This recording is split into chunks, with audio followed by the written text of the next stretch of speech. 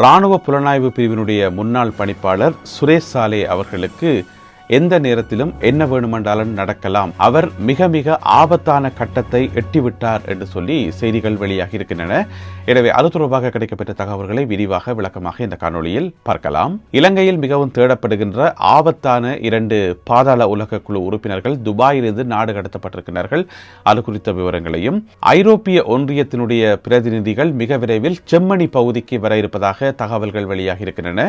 அது குறித்தும் பார்க்கலாம். அத்துடன் இன்று கொழும்பு காலிமுகத்திடலில் ஒரு கின்னஸ் சாதனை ஒன்றும் படைக்கப்பட்டிருக்கிறது. அது குறித்த விவரங்களையும் பார்க்கலாம். தமிழடியான் சொந்தங்கள் அனைவருக்கும் வணக்கம். வாருங்கள் காணொளிக்குள் போகலாம். கைது செய்யப்பட்டு விளக்கமறியலில் வைக்கப்பட்டிருக்கின்ற, தற்போது மருத்துவமனையில் அனுமதிக்கப்பட்டிருக்கின்ற இராணுவ புலனாய்வு பிரிவினுடைய முன்னாள் பணிப்பாளர் மேஜர் ஜெனரல் சுரேஷ் சாலே அவர்களுடைய நிலைமை வர வர கவலைக்கிடமாக போய்கொண்டிருக்கிறது. அவருக்கு எந்த நேரத்திலும் என்ன வேணுமென்றாலும் நடக்கலாம் என்கின்ற நிலைமை இருப்பதாக சொல்லப்படுது. அதுக்கு முதலாவது அவருடைய மனைவி மனோரி அவர்கள் இன்று வெளியிட்டிருக்கின்ற கருத்துக்களை என்னென்று பார்ப்போம். இன்றைக்கு 8வது நாளாக அவர் மருத்துவமனையில் இருக்கிறார்.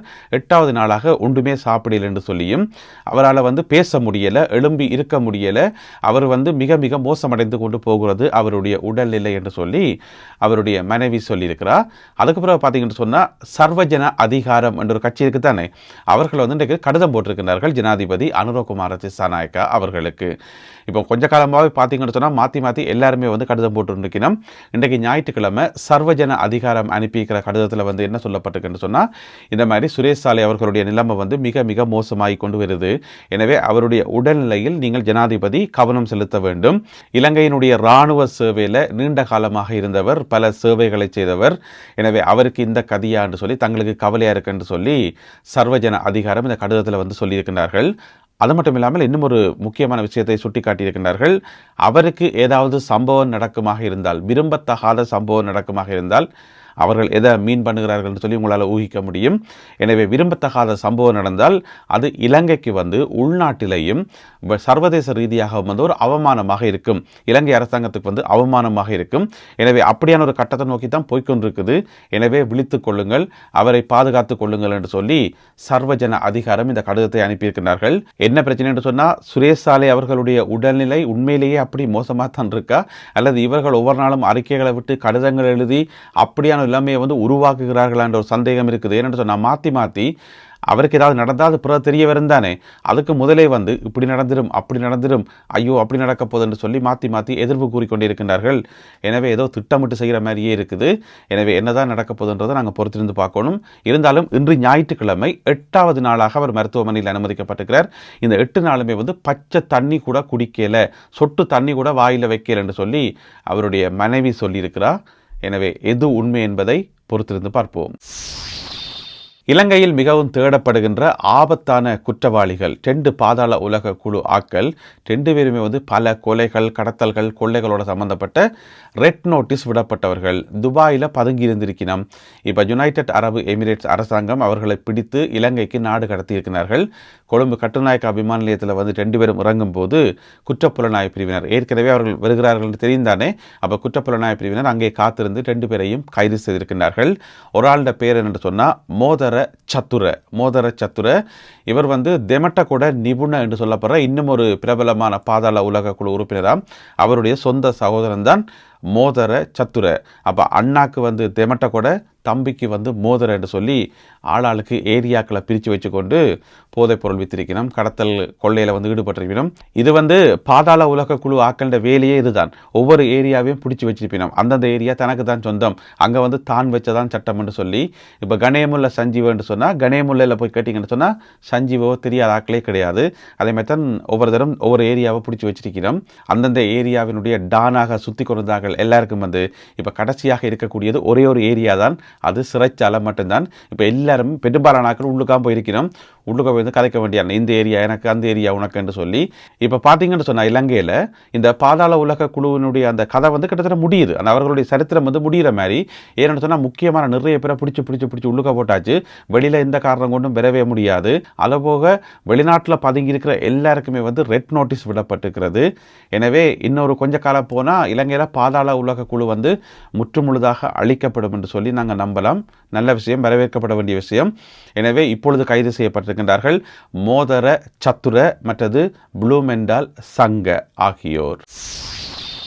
சுரேஷ் சாலை சம்பந்தமாக இன்னும் ஒரு செய்தியும் இருக்கிறது. அதாவது சுரேஷ் சாலை அவர்களுக்கு தூக்கு தண்டனை விதித்தாலுமே கூட அதை பற்றி நாங்கள் கவலைப்படவே போவதில்லை என்று சொல்லியிருக்கிறதாருன்னு பார்த்தீங்கன்னு சொன்னால், ஐக்கிய தேசிய கட்சியைச் சேர்ந்த முக்கியமான உறுப்பினர் அஜித் மான பெருமை அவர் தான் இந்த கருத்தை சொல்லியிருக்கார். நீங்கள் என்னத்தையாவது பண்ணுங்க, ஒரு பிரச்சனையுமே இல்லை.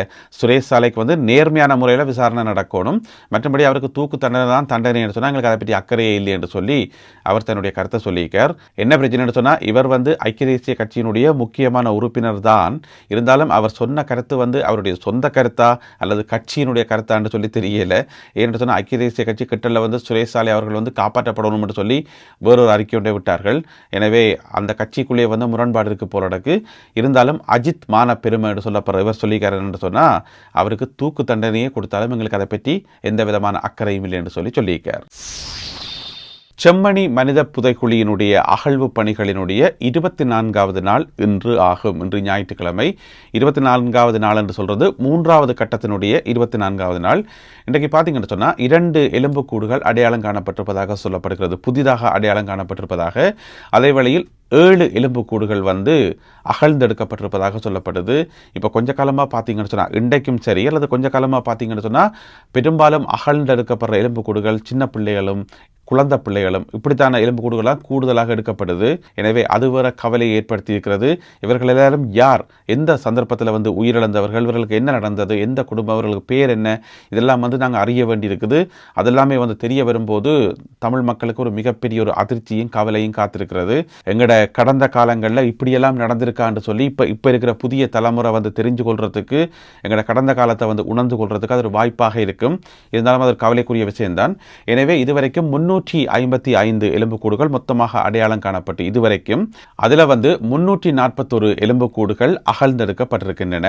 இதுக்கிடையில் பார்த்தீங்கன்னு சொன்னால், ஐரோப்பிய ஒன்றியம் இருக்குத்தானே, ஐரோப்பிய ஒன்றியத்தில் அங்கம் வகிக்கிற நாடுகளினுடைய பிரதிநிதிகள், அதாவது கொழும்பில் இருக்கிற எம்பசியில் இருப்பினர் தானே பிரதிநிதிகள், அவர்கள் எல்லாரும் ஒன்று சேர்ந்து செம்மணி பகுதிக்கு போக இருப்பதாக சொல்லப்படுகிறது. போயிட்டு மேற்பார்வை செய்ய இருப்பதாக சொல்லப்படுது. ஏன்னா நாட்டில் இவ்வளோ பெரிய பிரச்சனை போய்கொண்டிருக்குது.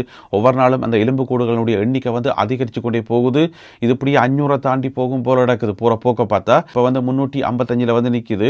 எனவே 500 தாண்டி போகிறதுக்கான வாய்ப்புகள் இருக்குது. அப்படி போகைக்குள்ள வந்து ஒரு மிகப்பெரிய ஒரு மனித அவலம் அங்கே நடந்திருக்குன்னு தான் அர்த்தம். எனவே ஐரோப்பிய நாடுகளினுடைய பிரதிநிதிகள் வந்து ஜூலை மாதம் 1ஆம் தேதி அந்த பகுதிக்கு போயிட்டு சில ஆய்வுகளையும் தரவுகளையும் சேகரிக்க இருப்பதாக சொல்லப்படுகிறது.